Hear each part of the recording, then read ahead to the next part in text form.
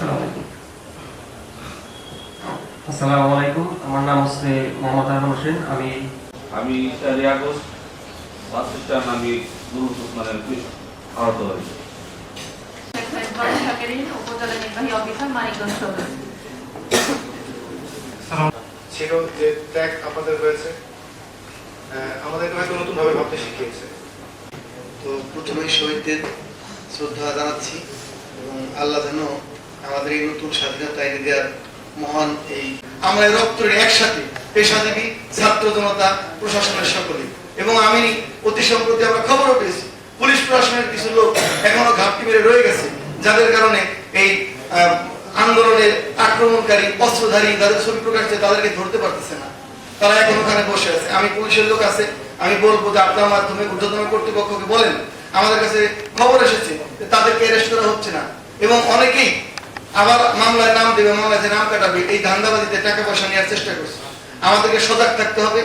আমি মনে করি যে যুগ জামানা পাল্টে দিতে চায় না, 1000 জন এক ব্যক্তি আনতে পারে জাতির জাগরণ।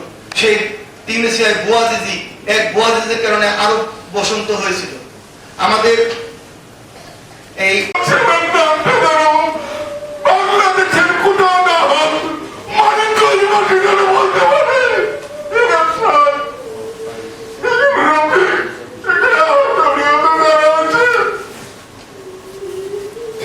যারা যেসব ভাইরা বা বোনেরা তাদের জীবন দিয়েছেন, তাদের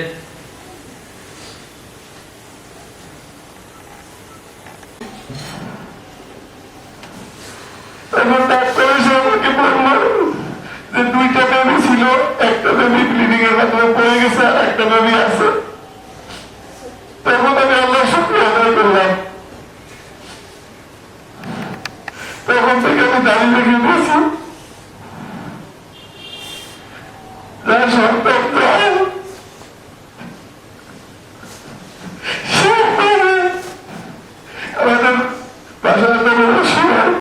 আমাদের শহীদগণ আছেন,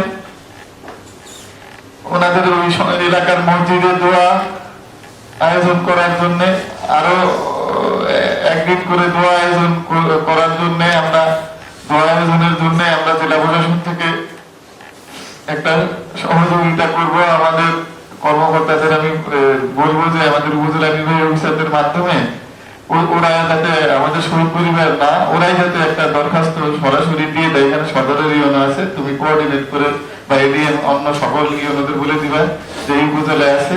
একটা দিন দেখি, আমার মনে হয় আগামী শুক্রবার হলে হয়, ওখানে আমরা যারা মুসল্লিরা আছে ওখানে আমরা একটা আমরা দিয়ে দিব। এটা আগামী 1-2 দিনের মধ্যে আমরা যাতে এই জিনিসটা করতে পারি। আজকে আমি চাই যে এই ফাইলটা উঠুক।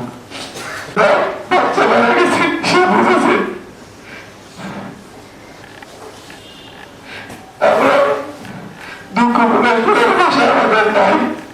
আমাদের শহীদের পিতা পরামর্শ আমাদের কাছে এসেছেন। আসলে সিস্টেমের কারণে অনেক কিছু আমরা তাড়াতাড়ি করে করতে পারি না, অনেক কিছু ভেরিফাই করতে হয়।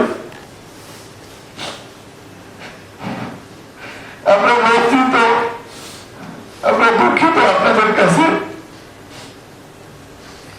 আমরা আমাদের শহীদদের জন্য যত দোয়া করবো।